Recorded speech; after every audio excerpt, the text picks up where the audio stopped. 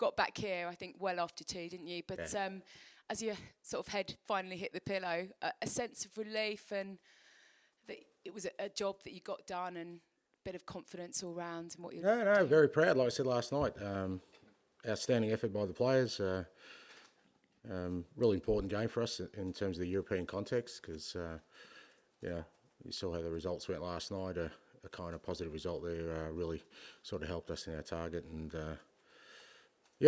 thought the lads gave everything on the night.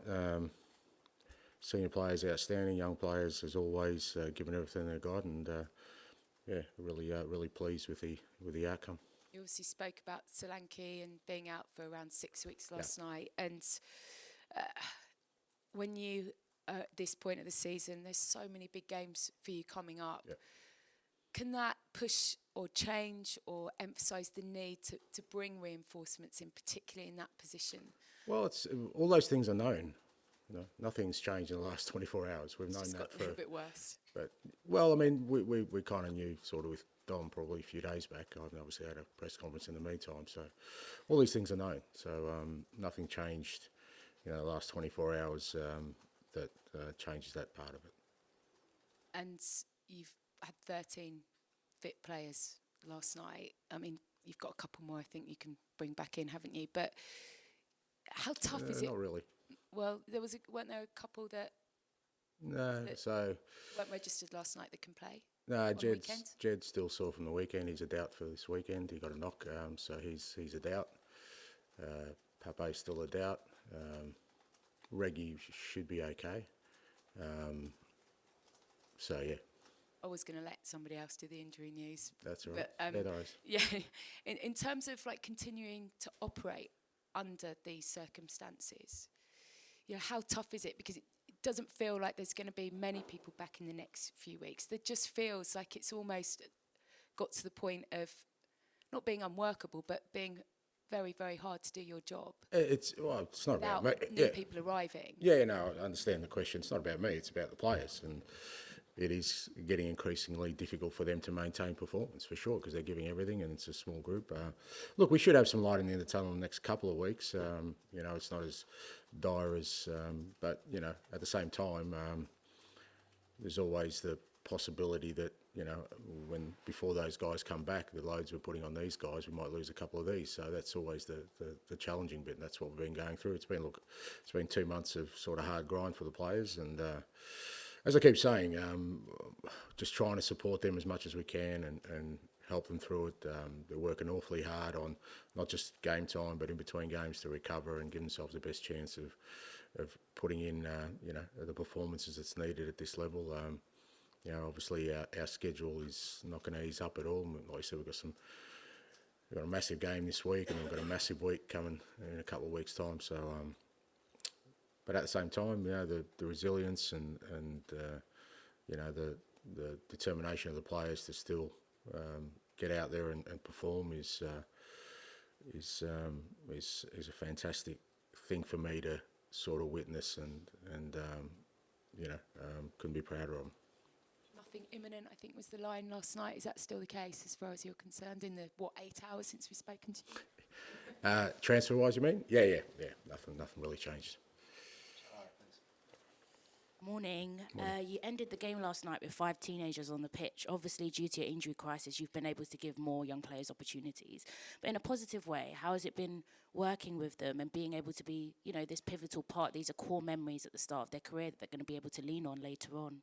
Yeah, look, absolutely. I've said before, I think, irrespective of kind of the difficulty we've had in the sort of last couple of months, we've definitely, we'll definitely benefit from the growth we've had from our younger players, absolutely. And, but again, we've just got to be careful with them because, so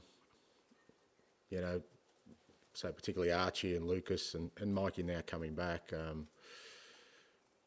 we can't keep asking 18-year-olds to keep dipping in because the thing about the youth is they will keep going. They don't know how to stop. When you're young, you always want to give your best, and those guys are all giving their best. And to be fair to them, the quality of their performances, I thought Archie was, again, out of position, was brilliant last night. I thought Lucas just worked his socks off for the team. and Mikey, he gets an assist when he comes on, and so there's no doubt that we'll get enormous benefit for many years to come, hopefully, with those players, because they've had as tough a start to a career as I can probably remember in terms of their age and what they've been asked to do, whether that's Archie playing in multiple positions or Lucas to come in and become a real impact, in that midfield area, or Mikey at 16, 17. So from that perspective, I think it's hugely positive. And you've got Leicester at home on the weekend. They're 19th, struggling a bit at the moment. Sometimes, though, that's when the teams dig in and they're able to pull out results. What type of battle do you expect on Sunday? Yeah, it'll be a tough game, as you said. Leicester are in a fight there to stay in the Premier League, and with those kind of games, that they'll definitely come and try and make it as difficult as possible for us. But we're in our own tough moment in the league, and we're being at home, I think, will help us with the crowd. I think they can definitely give some energy to the players, and hopefully with a really good atmosphere, we can overcome the challenge. And Son, he's now 10th place in the all-time appearances list for Spurs. He's played his 436th game, scored a brace. You spoke about the excellent leadership from the senior players last night. He's a really unique player. He has a great relationship with not just people in his team, but other football players and with the fans especially. How has it been for you to have that type of leader in your squad? Not everyone gets to have that sort of personality in their team. Yeah, look, I've spoken about Sonny many times. He's, he's outstanding player, outstanding person. He's like the team. He's had to grind his way through the last couple of months. Again, we're asking him to play a hell of a lot, and as attacking players, it's always more difficult because you need that extra sharpness. But he's never shirked the challenge, and like I said, I thought last night we really needed some strong leadership, and I thought particularly early on him, Matters, Rodri and Ben in particular, and Decky, they're the sort of five kind of men we've got in the team. The rest of them I still think, very young, and Richie's only coming back from injury, so it was important that they stood up last night, and I thought they did that really well. Perfect, thank you. Thank you. Hi, Ange, you just mentioned Richie there. How fit is he to sort of play like maybe game after game after game in this period? As fit as it could possibly be. We're obviously managing his minutes at the moment. He felt good last night, he got through it, but he hasn't played for a long time, so he's not going to be at his sharpest. Still got to manage that, but the reality is that, unless something changes, he has to play. Is it nice to sort of throw him in the deep end and say, look, your chances now, there's nobody blocking you, there's no Dom Solanke, you're the number 9? I don't think Richie cares about Dom Solanke or anyone else. He's, when Richie's playing as Brazil's number 9, when he played for us last year, he was scoring goals. So I think it doesn't work. I don't think Richie was ever sort of worried about. I think he'll welcome Dom coming back. Even both of them playing together could be a force for us. So I don't think that factors into it. I think Richie's just happy that he's physically in good shape, and he's able to start contributing. And a lot of the injured guys, their biggest probably frustration is they can't help the team. And I know that's his main driver right now. And lastly from me, you've played 35 games already this season. Last season you'd played 41 at the end of the year. Do you think the squad has been big enough for the challenges you've had and the intensity? Well, you can always look. I mean, that question's been asked. You can have 50 players. I mean, at the end of the day, we've had a really bad sort of set of circumstances where injuries have sort of cascaded on us in terms of key areas of the park, and irrespective of the size of the squad or the whatever the squad should be, any team would get affected by that. I get that, people want to sort of delve deeper into that. Ultimately, that's the situation we're in. I don't think anything could have changed any differently. Any team that loses the amount of players we have, irrespective of your squad, and it's a key players. It's not like we haven't lost the 18-year-olds in our team. We've lost our starting goalkeeper, our starting centre backs, left backs, strikers, you name it. We've lost it for all different circumstances, and from that perspective, I think it's not about the size of the squad. I think it's just about the cards we've been dealt. Hi Ange, hope you're well. What do you hope the players and the club in general have learnt from the testing times you've had over the last couple of months? I don't think. Look, I don't think the players need to learn anything. I think the players, as I said, they've done their utmost to carry us through this. There's nothing more anyone can ask of the players. I mean, you can talk about, the level of performance and all that, but when people are giving absolute maximum, I mean, look, we as I said, at Everton we weren't great, but at 3-0 at half time, they decided that they were still going to dig into any bit of energy they had to try and get us back in the game. At 3-2, we're a chance to get something out of the game. So this group of players doesn't need to learn anything. What they've shown is that, they're fighting for the club, they're fighting for themselves, they're fighting for, those people around them, and I think that's a real positive. As a club, there's always learnings in terms of, the way we've got through this period. We're not out of it yet, but I've always felt that getting through difficult periods, should you stay calm and maintain the course, usually you get a positive outcome. And you spoke there about the fight that the players have shown and how proud you've been by the performance last night. Do you think that's made them even more motivated to try and win one of those cup competitions that you are still in between now and the end of the season? I don't think it's made them more motivated, but that's also the reality. As much as I get that all the focus is on our league form, and hasn't been great, and we have to turn that around. The reality is, we are still in other competitions, and we're very deep in one. Where we know we're in the knockout stages of Europe.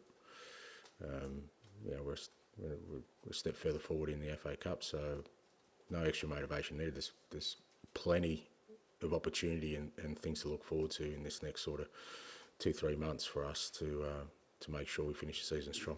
And lastly from me, can you give us a little bit of an insight into the conversations that have been going on behind the scenes to try and get to the bottom of why this has been such a difficult and testing period for you? Just injuries. I mean, you can walk outside and say, geez, it's really bright, and look at the sun and think, oh, maybe it's not the sun, but it's the sun, mate. We've just got injuries. And you can ask, you can do a million investigations and talk to anonymous sources, but you don't need to talk to anonymous sources. You can talk to me. Every decision that's made is on me. I'm responsible for it. I'm the one that's guiding this. If you're looking for a head on a stick, take mine. But I am absolutely 100% confident that we are in a much better place in all areas of the football club today than we were when I started. Thank you, bud. Hi, Ange. Christian was back on the training pitch the other day. Is he in the position to return to the squad this weekend? And no, mate, no. It's just, like I said, we got him back training, but him and Mickey are the two next, sort of comes out of the long-term ones anyway, and they still got a bit to do in terms of get some training into them with the team. Obviously, we haven't been training a lot, and because of the other day, it was a pretty sort of low tempo session. It was just good to get him involved, not just for him, but for the players themselves, because they, like I said, they need a bit of help. They need some encouragement, and seeing Kuti training with them gives them a big lift, and Mickey's not too far away, and I think that, because again, these players will come back. They're not, knock on wood, they're not deceased. They're just injured, so they will be all back. So it's not all doom and gloom.